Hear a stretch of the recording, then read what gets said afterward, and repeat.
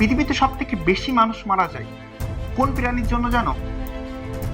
কি বলবে? বাঘ, সিংহ, হাতি, সাপ, বড় বড় যত প্রাণী আছে সমস্ত প্রাণীর কথা? এটা ভেবে চিন্তে বলো তো।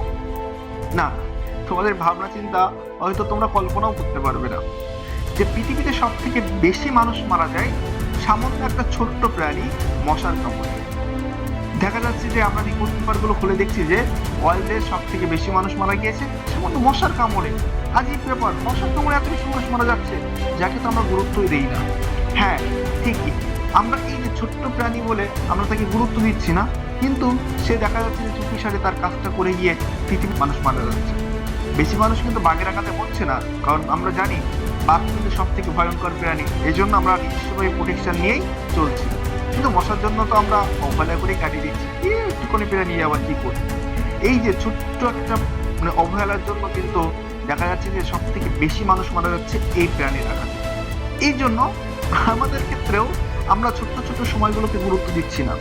এই যে আমরা 5 মিনিট 10 মিনিট 5 মিনিটের জন্য একটু গল্প করে আসি, 10 মিনিটের জন্য একটু খেলা করে আসি, আধা ঘন্টার জন্য একটু খেলা করে আসি, এই যে আমরা 5 মিনিট মোবাইল দেখবো, এই যে একটা নোটিফিকেশন দেখবো, এই যে ছোট্ট একটা নোটিফিকেশন দেখতে গিয়ে, আমাদের 5 মিনিট গল্প করতে গিয়ে, ছোট্ট একটু গেম খেলতে গিয়ে আমাদের স্টুডেন্ট লাইফ থেকে কয়েক ঘন্টা ঘন্টা সময় পার হয়ে যাচ্ছে আমরা নিজেরাই বুঝতে পারছি না।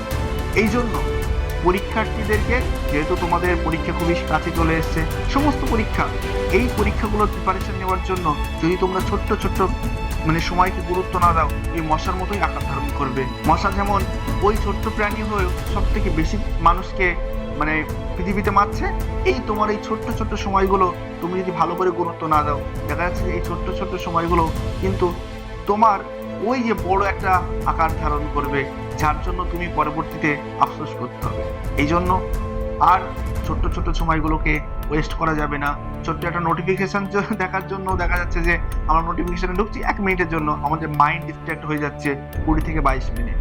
এই জন্য তোমরা এই ছোট্ট সময়গুলোকে যদি বেশি পরিমাণে গুরুত্ব দাও, তাহলে অবশ্যই দেখা যাবে যে তোমাদের রেজাল্ট, তোমাদের পরীক্ষার, যে কোনো পরীক্ষার সমস্ত জিনিসগুলো অনেক বেশি অ্যাডভান্টেজ তোমরা পেয়ে যাবে।